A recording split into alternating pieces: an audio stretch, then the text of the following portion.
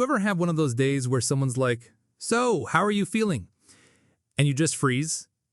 Like, I'm fine.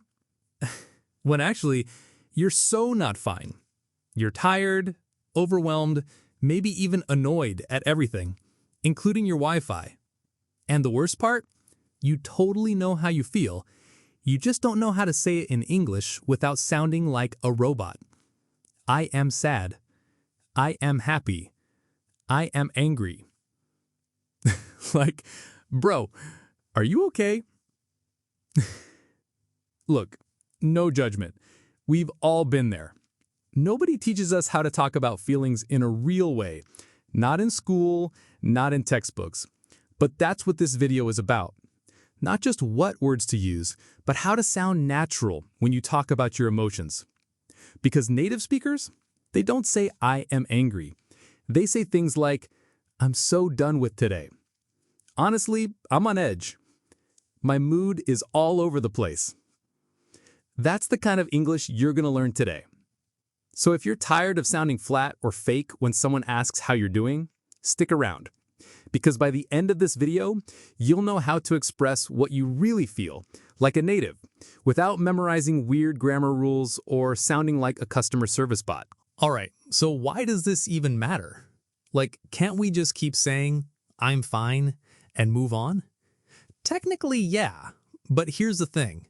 When you only use basic feeling words like happy, sad, or angry, it kind of shuts the conversation down. Imagine this. Your friend says, how was your day? And you go, it was good. Cool. That's it? The convo just dies right there. But what if you said, honestly, it started out great, but halfway through, I was just done. Now we're talking. Now you sound real. Because native speakers, they don't describe feelings. They share them. They say things like, I've been in a weird mood all day. I'm kind of overwhelmed, but pretending I'm not. Today's been a roller coaster. It's not just about vocabulary, it's about connection. When you can talk about your emotions naturally, people actually get you. They relate to you. They open up more. And honestly, that's when English stops feeling like a subject and starts feeling like your voice. So yeah, talking about your feelings in English isn't just a nice skill to have. It's how you make conversations real. And in the next section, I'll show you exactly how to say all the stuff you really feel without sounding awkward, stiff, or like you're quoting from a therapy worksheet. All right, let's break it down. Here are 5 of the most common feelings we all go through and how to talk about them in real, natural English. Not textbook stuff, not robotic sentences, just how real people actually say it. All right, number 1, sadness. We all have off days, right? Now, you could say, I'm sad. But that sounds like a 5-year-old who just dropped their ice cream. Try these instead. I'm feeling kind of low today. Honestly, I'm just not myself lately. I don't even know why, but I'm in a bit of a funk. It's still sad, but it sounds way more human. Number 2, happiness. Let's flip it. Instead of I am happy, which sounds like a robot winning a prize, try I'm feeling good today. It's been a really chill, happy kind of day. I've been smiling all day for no reason. It's weird, but I love it. That kind of English radiates joy. Number 3, anger. Oof, when you're mad, but trying to keep it together. Instead of I am angry, which sounds polite but fake, say, I'm so done right now. Everything's getting on my nerves today. I'm trying really hard not to lose it. See, It's not just the words, it's the tone that sells it. Number 4, stress or anxiety. Classic. Instead of saying, I'm stressed, try this. My brain's fried. There's just too much going on right now. I'm low-key freaking out, but pretending I'm fine. That one, that's the millennial anthem right there. Number 5, confusion or overwhelm. This one's underrated, but we all feel it. Instead of I'm confused, try I have no idea what's going on. My head's spinning. I'm trying to keep up, but it's just too much. That's how native speakers sound. It's casual, honest, relatable. Then look, you don't have to memorize all of these. Just pick 1 or 2 that actually feel like you. Try saying them out loud. See how they sound in your voice. Because the goal isn't to impress anyone, it's just to express yourself. For real. Next up, I'll show you how to make those phrases come alive with tone, pacing, and real emotion. Because sometimes it's not what you say, it's how you say it.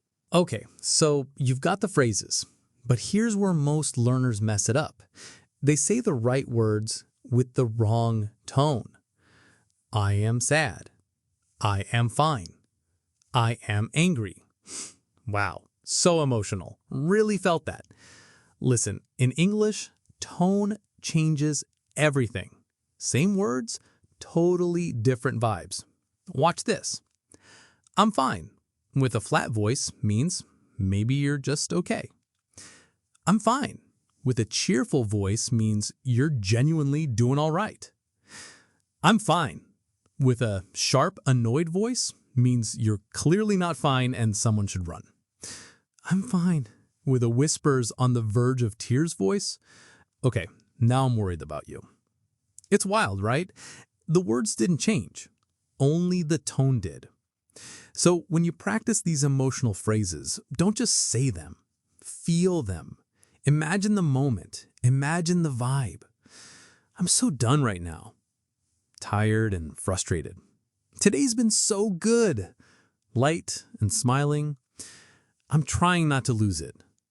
On edge, but holding it in. Let your voice stretch. Pause where you would in real life. Use silence. Use pacing. Use little sighs and laughs. That's what makes English sound real. Because native speakers, we're not speaking imperfect sentences. We're reacting. We're emoting. We're vibing. And when you start doing that, that's when your English goes from technically correct to undeniably natural. Next up, I'll show you how to practice this in just 5 minutes a day, using your real life, your real feelings, and a super chill routine you can literally start today. All right, you've got the phrases. You know how to say them with feeling. Now, the big question is, how do you actually practice this without sounding weird or spending hours a day or turning into a grammar zombie? Easy. Here's your 5-minute, no stress, totally chill practice routine. Minute 1. Check in with yourself. Yeah, literally ask yourself, how am I feeling today? Don't overthink it. Just notice. Are you tired? Annoyed? Weirdly hyped up for no reason? Whatever it is, own it. Minutes 2 through 3, say it out loud with vibe. Now, say how you feel out loud in English, but don't just say it like a robot. Say it like you mean it. Example, honestly, I'm so done with everything today.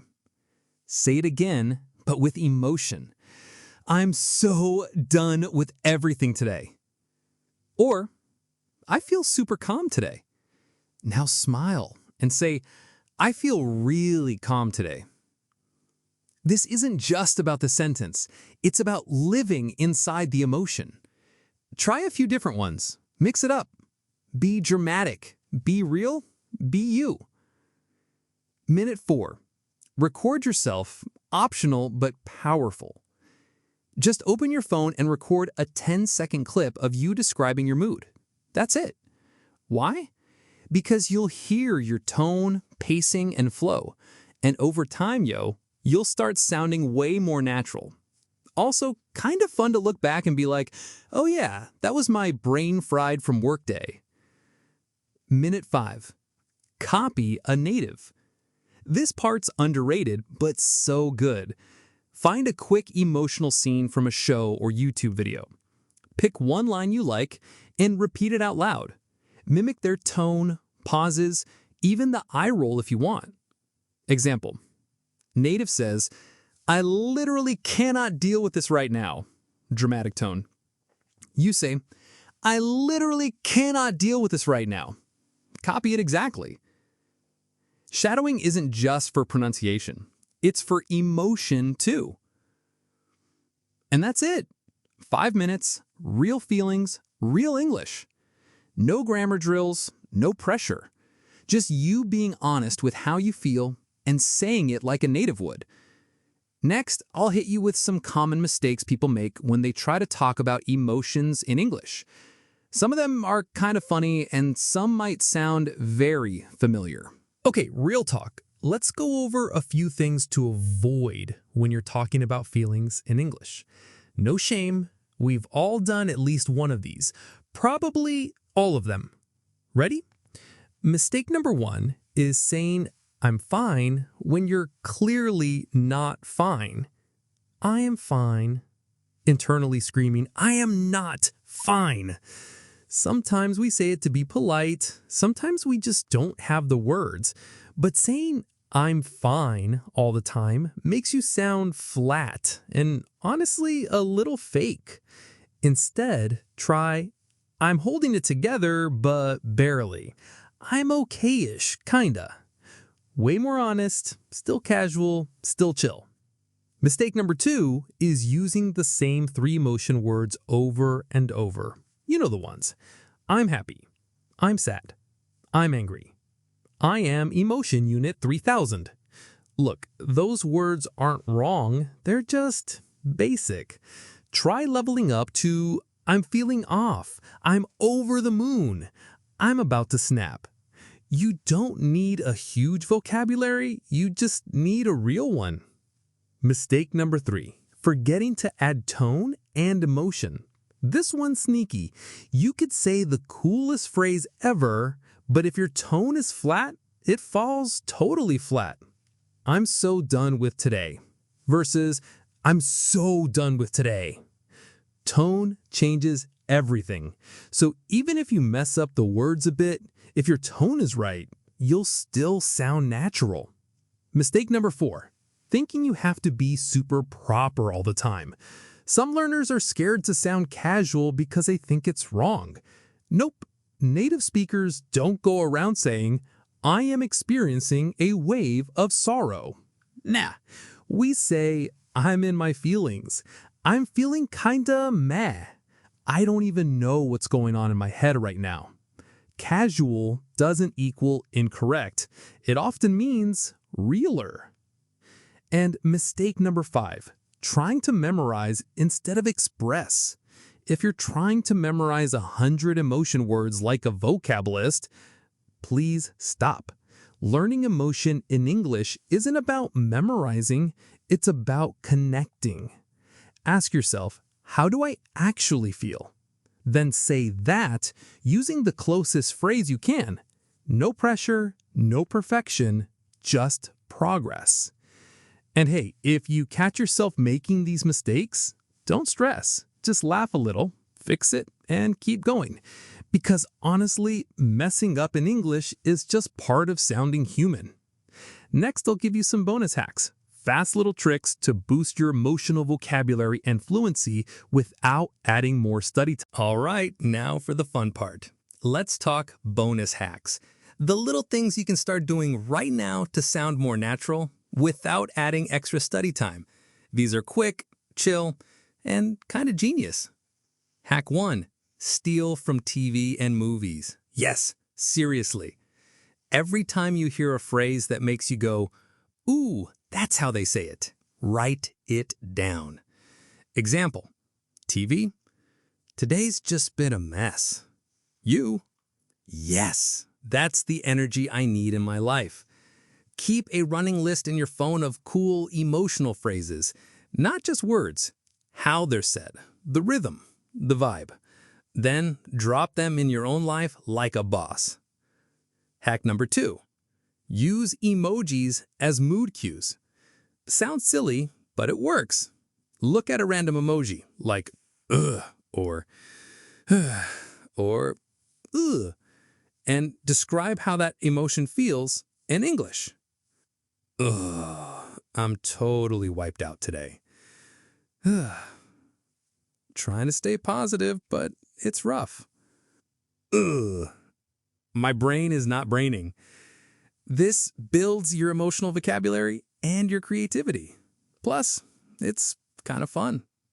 Hack number 3, turn your daily life into English practice. You don't need a classroom. You need your day. Walk into work, say out loud, honestly, I'm not feeling super social today. Spilled your coffee. Try, it's one of those mornings. Real life equals real emotion equals perfect practice. Talk to yourself out loud in English. It's not weird. It's working. Hack number 4, say it like you text it. Imagine you're texting your best friend about your mood.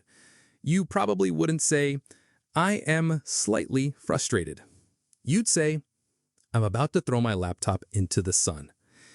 That tone, that's what we want. Text energy equals natural energy. And hack number 5, keep one go-to phrase for each feeling. This one's great for beginners. You don't need 10 ways to say, I'm tired. You just need one that feels right to you. I'm drained. I'm wiped. I'm not built for this. Choose one per emotion and use it until it feels automatic. Add more over time. It's not about having all the options. It's about owning your voice. So yeah, you don't need a fancy app or grammar guide. You just need to talk like you actually feel things. Because you do. You're not a language learner. You're a whole human being. And your English should sound like it. Next up, I'll bring it all together, recap the key points, and help you actually use all of this starting today. All right, deep breath. Let's bring this all together. Today, you didn't just learn English words. You learned how to express yourself. You learned how to stop saying, I'm fine, when you're clearly not. You learned how tone changes everything. And you learned that fluency isn't about being perfect. It's about being real. Let's recap real quick. Use natural phrases like, I'm in a funk, I'm so done, I feel off. Match your tone to your emotion. Practice out loud, daily, even for just 5 minutes. Don't memorize, express. Use real life, emojis, TV, your actual feelings to build fluency. And the best part? You don't need to add more study time. You just need to turn your life into language practice. Because the more you speak like yourself in English, the more powerful, connected, and confident you'll feel. So, here's what I want you to do right now. Drop a comment below using one natural phrase that describes how you're feeling today. Doesn't have to be fancy, just honest. Like, honestly, my brain's at 5% today. Or, feeling kind of proud of myself right now. Low-key anxious, but pushing through. I'll be reading them all, and maybe even replying with some new phrases for you to try. And hey, if this helped, check out the next video on screen. How to express yourself in English without saying very 100 times. Trust me, it's a game changer. Like, comment, subscribe if you want more real English, not textbook English. Catch you in the next one, and until then, keep feeling, keep speaking, and keep sounding more like you in English.